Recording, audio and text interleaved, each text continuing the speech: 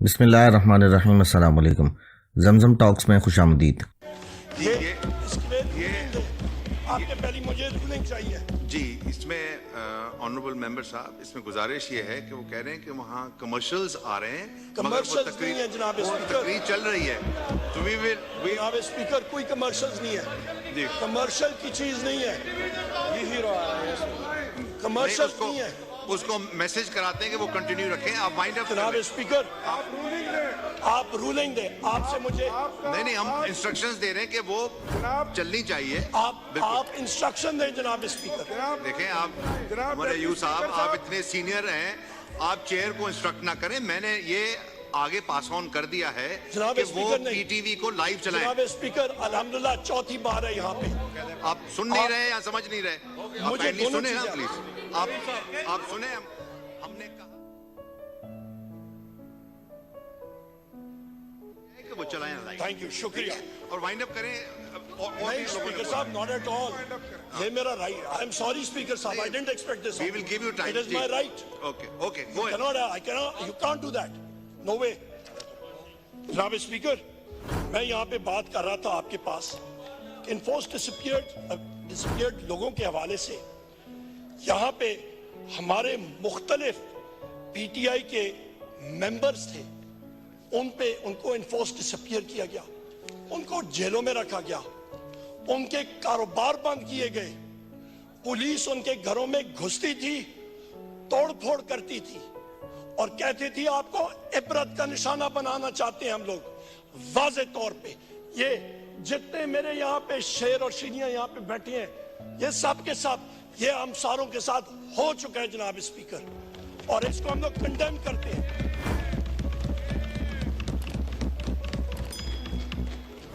جناب اسپیکر، آپ کو معلوم ہونا چاہیے کہ پاکستان میں اس وقت تقریباً 65% آبادی 45 سال سے کم نوجوانوں کی ہے، اور یہ 18 سال کے نوجوان انہوں نے اپنی ماؤں، بہنوں، بزرگوں، بھائیوں کے ساتھ جو یہ دہشت ہوتے ہوئے دیکھی ہے، کیا یہ بھول جائیں گے؟ یہ اپنے ذہنوں میں یہ چیزیں جو نقش ہو چکی ہیں، جو امپرنٹ ہو چکی ہیں، یہ تو اپنی آخر عمر تک یہ ساتھ لے کے جائیں گے۔ یہ کیا مثال بنا رہے ہیں ہم لوگ پاکستان کا؟ یہ کس طرح کی ایگزامپلز ہم لوگ سیٹ کر رہے ہیں؟ یہاں پہ شہباز شریف نے بات کی فارن ڈائریکٹ انویسٹمنٹ کی، پتہ نہیں کس چیز کی۔ اور بھائی پہلے تو رول آف لا کی بات کرو۔ رول آف لا تو تم لوگوں نے لایا ہی نہیں۔ پہلی چیز رول آف لا تھی انٹرنیشنل انویسٹمنٹ میں۔ یہاں پہ جناب اسپیکر 3 نومبر 2022 پہ آتے ہیں، اور 3 نومبر کے بھی جو انسیڈنٹ ہوا تھا اس کا رسپانسبل کون؟ یہی شہباز شریف جو یہاں پہ بیٹھا ہوا ہے، یہی رسپانسبل تھا۔ 3 نومبر 2022 کو کیا ہوا تھا؟ آپ سب کی ذرا یادداشت تازہ کروں۔ یہاں پہ احمد چٹھا صاحب بیٹھے ہوں گے، اٹھے ذرا احمد چٹھا صاحب یہاں پہ بیٹھے ہوں گے۔ یہ میرا بھائی عمران خان صاحب کے ساتھ کھڑا تھا، ان کو گولیاں لگی تھی، میرے لیڈر میرے قائد کو 4 گولیاں لگی تھی جناب اسپیکر، ان پہ قاتلانہ حملہ ہوا تھا، ان کو اللہ تعالیٰ نے بچایا۔ ہمارے باقی ساتھیوں کو لگی تھی، زخمی ہوئے، ایک شخص ہمارا شہید ہو گیا۔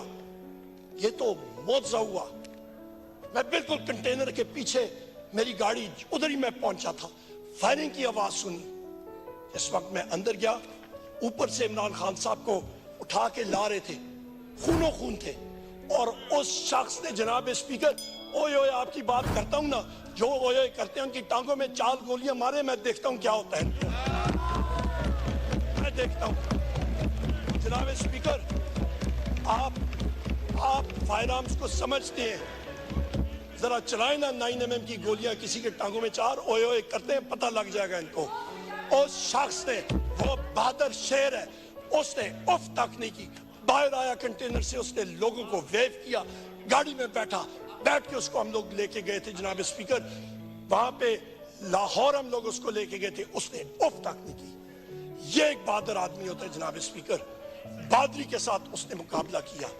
और उस वक्त उसके दूसरे दिन मैंने खुद ट्वीट की जनाब स्पीकर, और मैंने कहा कि कम से कम 3 शूटर्स हैं, और बाद में इन्वेस्टिगेशन में भी ये चीज साबित हुई कि एक शूटर नहीं था, 3 शूटर थे कम से कम, एक कंस्पिरेसी थी। और आज तक जो वो पहला शूटर था उसके ट्रायल का क्या हुआ, हमें तो खदशा है। जिस तरह वो मकसूद चपरासी था और पता नहीं कितने और थे, उसकी तरह अचानक वो चीनी चोर वाला कौन था, मैं भूल रहा हूं नाम उसका, वो चीनी चोर वाला एक था, वो जो नहीं, वो एक पता नहीं कौन सा मकसूद चपरासी कौन सा था जनाब स्पीकर, उसको भी जेल में कहीं पे हार्ट अटैक हो गया। यहां पे भी हमें खदशा ये है कि इस शख्स को भी एक दिन हमें सुनेंगे कि इस शख्स को अचानक हार्ट अटैक हो गया। ये कंस्पिरेसीज अनर्थ होनी चाहिए। जनाब स्पीकर, हम लोग आगे चलते हैं। 14 मार्च 2023 इस पे आप आते हैं, यहां पे कौन कौन जिम्मेदार है? इस पे जिम्मेदार हैं जनाब स्पीकर शहबाज शरीफ, मोहसिन नकवी, डॉक्टर उस्मान जो कि इनका घर का मुलाजिम है और वो अपने आप को आईजी पंजाब भी कहलाता है, वो पार्ट टाइम जॉब है उसका, और उस पे ये फैशिस्ट ये जिम्मेदार है जनाब स्पीकर।